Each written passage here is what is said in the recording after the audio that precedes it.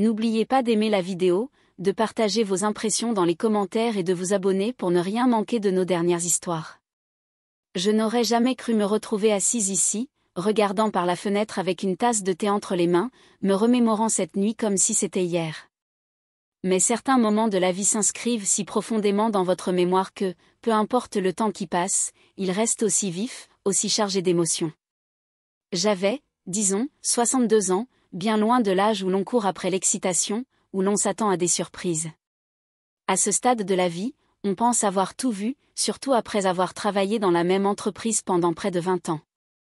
Mon travail n'avait rien de prestigieux, mais il était stable.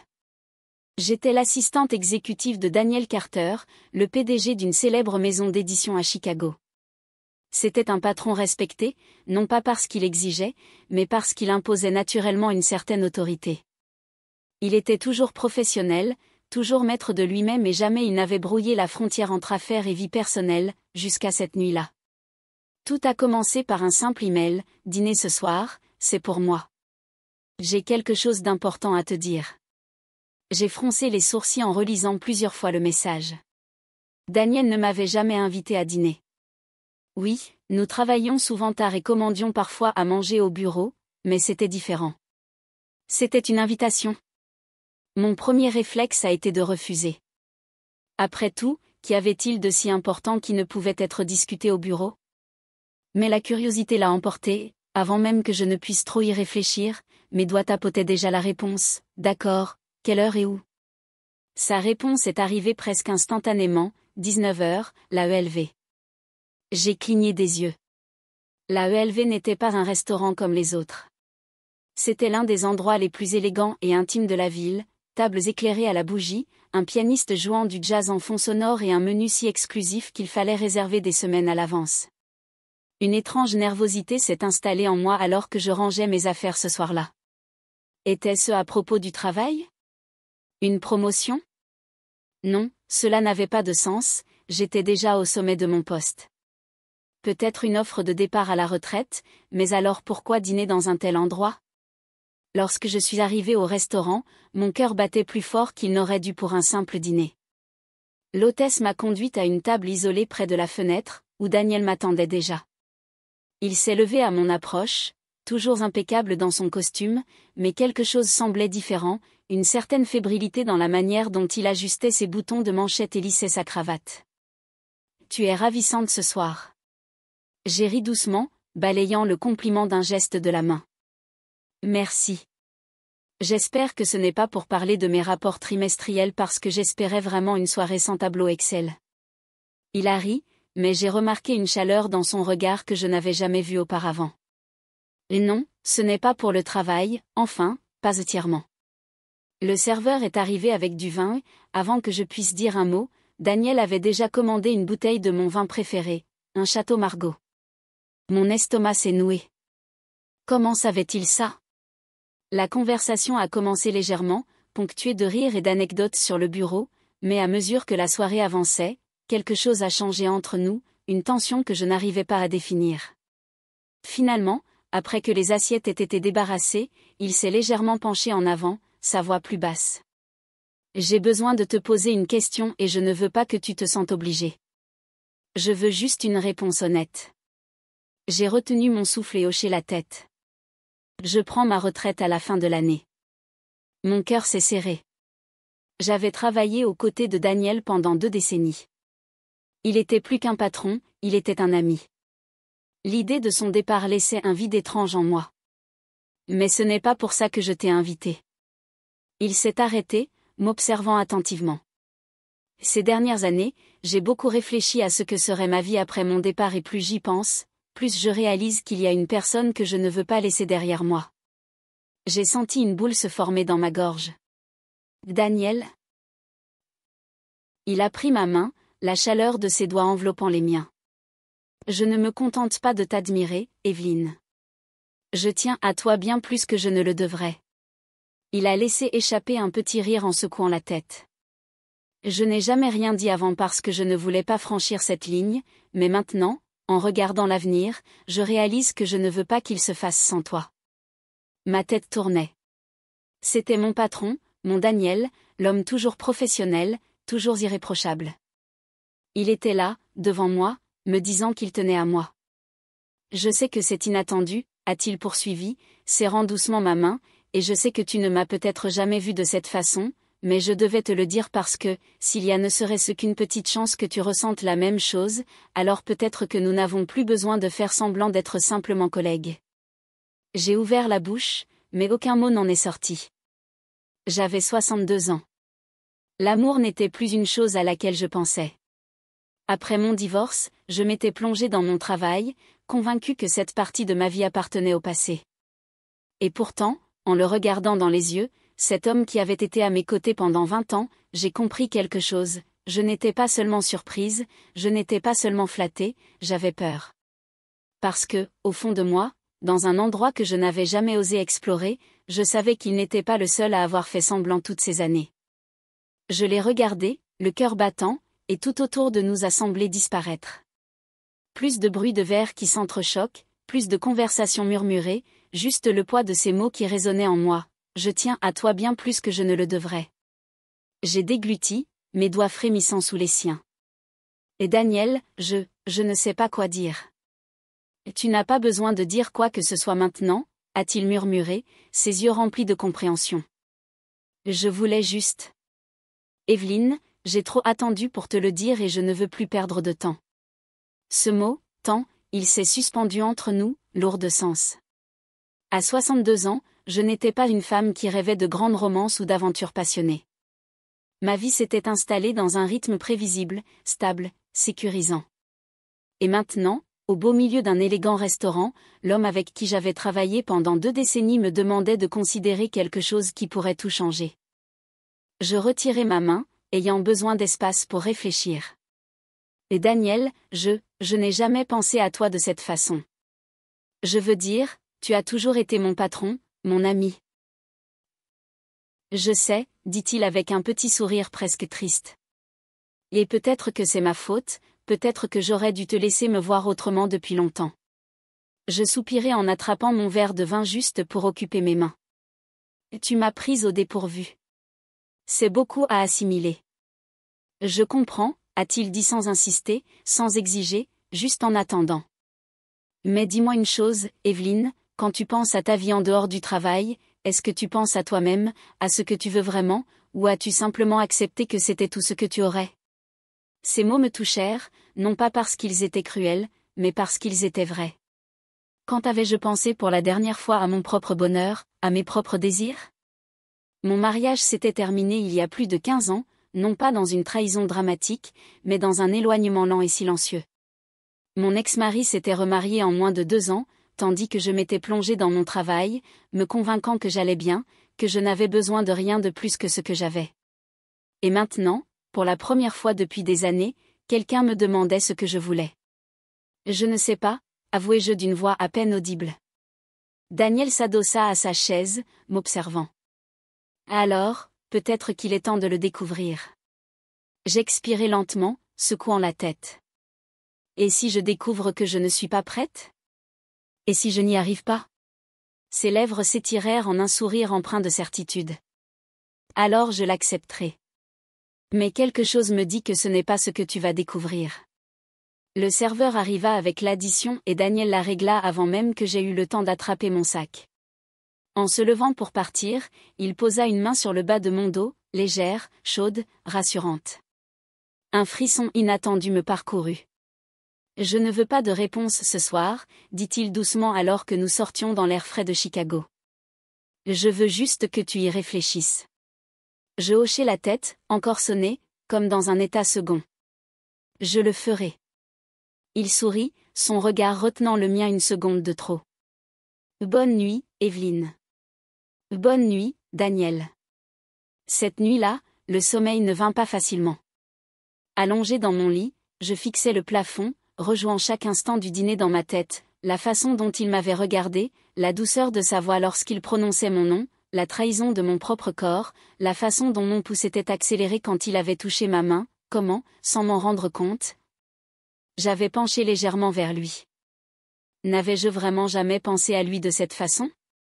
Ou avais-je simplement enterré cette pensée si profondément que je refusais de la reconnaître? Le lendemain matin, je suis arrivée tôt au bureau, espérant avoir un moment pour me ressaisir avant de le voir, mais dès que je franchis la porte, je sus que ce ne serait pas possible. Une seule rose rouge reposait sur mon bureau, ses pétales encore humides de rosée matinale. Pas de mots, pas d'explication, juste un message silencieux attendant ma réponse. La rose était là, délicate et pourtant impossible à ignorer. Mes doigts effleurèrent ses pétales, mais je ne la touchai pas. Je savais qu'il avait laissé. Je n'avais pas besoin de mots pour me le dire. Je pris une inspiration profonde, posa mon sac et m'assis. Ce matin-là, mon bureau semblait différent, chargé d'une énergie que je ne parvenais pas à nommer. La routine qui avait toujours été mon refuge me sembla soudain vacillante sous mes pieds. Les mots de Daniel résonnaient encore dans ma tête. Penses-tu seulement à toi-même, à ce que tu veux? Pendant tant d'années, j'avais été convaincue que je n'avais besoin de rien d'autre que mon indépendance, ma carrière, ma solitude soigneusement construite. Et pourtant, en fixant cette simple rose, quelque chose en moi commença à s'éveiller à peine. Perdu dans mes pensées, j'entendis un coup frapper familièrement à la porte de mon bureau. « Bonjour. » Sa voix était chaleureuse, posée. Je me retournai et le vis, Daniel, debout dans l'embrasure de la porte, son expression indéchiffrable. « Bonjour, » répondis-je, ma voix plus douce que je ne l'aurais voulu. Il entra et referma la porte derrière lui. « As-tu reçu mon cadeau? » Mon regard glissa vers la rose. « Je l'ai reçu. » Il inclina légèrement la tête et je laissai échapper un long soupir, croisant les mains sur mes genoux. « Je ne sais pas ce que tu attends de moi, Daniel. » Il eut un petit sourire en venant s'asseoir en face de moi. « Je n'attends rien, Evelyne. Je veux juste savoir ce qui te traverse l'esprit. » J'hésitais. Honnêtement, j'ai l'impression que mon monde a basculé hier soir. Pendant 20 ans, je t'ai vu comme mon patron, mon ami et soudain, tu me demandes de te voir autrement. Il hocha la tête, son regard posé sur moi. Est-ce une si mauvaise chose? J'ouvris la bouche pour répondre, mais aucun mot ne vint. Parce que, en réalité, je n'en avais aucune idée. Daniel se pencha légèrement en avant, posant ses coudes sur ses genoux. Je ne veux pas te mettre mal à l'aise, Evelyne, c'est la dernière chose que je voudrais, mais je ne peux plus faire semblant. Je ne peux plus prétendre que je ne ressens rien. Je déglutis avec difficulté. Et qu'est-ce que c'est exactement? Qu'est-ce que tu me demandes? Son expression s'adoucit. Une chance. Une chance pour toi de voir s'il y a peut-être quelque chose ici. Si, peut-être, juste peut-être, tu pourrais ressentir la même chose. Je détournai les yeux, regardant la ville s'étendre sous mes fenêtres. La skyline me semblait familière et pourtant pleine de possibilités que je n'avais jamais envisagées. Est-ce que je pouvais vraiment faire ça? Est-ce que je pouvais prendre le risque? Je ne sais pas, admis-je à voix basse. Je ne sais pas si je peux simplement changer la façon dont je te vois. Daniel ne sembla pas déçu, au contraire, il paraissait patient, compréhensif. Alors ne force rien. Laisse les choses se faire naturellement. Je me tournai vers lui, mes doigts s'entrelaçant nerveusement. Et si ça ne mène à rien? Il sourit sincèrement cette fois. Alors je serai toujours là, quoi qu'il arrive. Je poussai un soupir, sentant une part du poids sur ma poitrine s'alléger. C'est une promesse risquée, Daniel. Ses yeux pétillèrent. Je suis prêt à prendre ce risque. Toute la journée, je ne parvins pas à chasser notre conversation de mon esprit. Je m'attendais à ce que les choses deviennent étranges, tendues, mais elles ne le furent pas. Daniel agissait comme si rien n'avait changé. Il ne me pressait pas, il ne rôdait pas autour de mon bureau et pourtant, je le ressentais. Chaque fois qu'il passait devant ma porte, chaque fois que nos regards se croisaient en réunion, chaque fois que sa voix s'adoucissait imperceptiblement lorsqu'il prononçait mon nom. À la fin de la journée, j'étais épuisée, non pas par le travail, mais par mes propres repenses. Alors que je rassemblais mes affaires, mon téléphone vibra, un message. Daniel, dîner, juste un dîner sans pression. Qu'en dis-tu? J'hésitais, mon pouce flottant au-dessus de l'écran. Je pouvais dire non. Je pouvais garder les choses comme elles étaient, sûres, prévisibles. Ou alors je pouvais faire un pas vers l'inconnu. Mon cœur battait fort tandis que je tapais ma réponse. Moi, où et à quelle heure? Le restaurant était calme, faiblement éclairé avec un léger bourdonnement de conversation en arrière-plan. Assise à la table, mes doigts enroulés autour de mon verre de vin, j'observais la flamme vacillante de la bougie. Daniel était en face de moi, détendu, son regard aussi posé que toujours. S'il était nerveux, il ne le montrait pas. Moi, en revanche, j'avais passé la journée entière à essayer de me convaincre de ne pas venir. Et pourtant, j'étais là, assise en face de l'homme qui avait été mon patron pendant 20 ans et je le voyais d'une manière nouvelle. « Merci d'avoir dit oui », dit-il d'une voix chaleureuse. Je souris légèrement. J'ai failli ne pas venir. Il rit doucement. Je m'en doutais. Je soufflai, mal à l'aise. Je ne sais pas quoi faire de tout ça, Daniel. Je ne sais pas comment commencer à te voir autrement. Il hocha la tête et but une gorgée de son verre. Je ne te demande pas de le faire ce soir. C'est juste un dîner. 2 personnes qui partagent un repas. Je l'observais. Il disait ça comme si c'était simple, mais rien ne me semblait simple. Et pourtant, au fil de la soirée, je me suis surprise à me détendre. On parla du travail, de souvenirs du passé, d'anecdotes qui me firent rire. Tout cela semblait étrangement naturel. À un moment donné, Daniel s'adossa à sa chaise, me regardant attentivement. Ça m'avait manqué. Je haussai un sourcil. Quoi donc? Te voir comme ça. Au bureau, tu es toujours si sérieuse, toujours en train de tout gérer, de prendre soin de tout le monde. Mais ici, maintenant, tu es juste toi. Je clignais des yeux, décontenancé par ces paroles. Je ne savais pas quand, pour la dernière fois, quelqu'un m'avait regardé comme ça, vraiment regardé, et cela provoqua un frisson dans ma poitrine, quelque chose d'inattendu. Après le dîner, nous sortîmes dans la fraîcheur de la nuit. Je m'apprêtais à appeler un taxi quand Daniel parla. Laisse-moi te ramener. J'hésitais. C'était une ligne que je ne devrais peut-être pas franchir, mais après un instant, je hochai la tête. Le trajet fut silencieux, confortable. Mes pensées tourbillonnaient tandis qu'il se gara devant chez moi. Lorsqu'il coupa le moteur, je me tournai vers lui, cherchant les mots. Et Daniel, Il tendit la main et prit doucement la mienne, son contact était chaud, rassurant. Tu n'as pas besoin de dire quoi que ce soit, Evelyne. Je déglutis.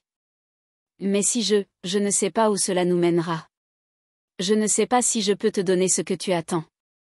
Son pouce effleura mes doigts. Alors n'allons pas trop vite. Prenons notre temps, un pas après l'autre. Je pris une inspiration tremblante, mon cœur battant la chamade. Tu rends ça tellement simple. Il sourit.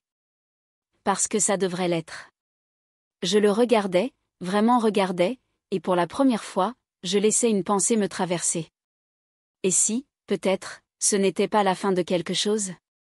Peut-être, juste peut-être, que c'était un commencement. Je serrai doucement sa main avant de la lâcher et d'ouvrir la portière. Bonne nuit, Daniel. Il me regarda avec cette même patience infinie. Bonne nuit, Evelyne. Alors que je m'éloignais vers ma porte, je sentais encore la chaleur de son contact sur ma peau et, pour la première fois depuis longtemps, je ressentis autre chose aussi, l'espoir.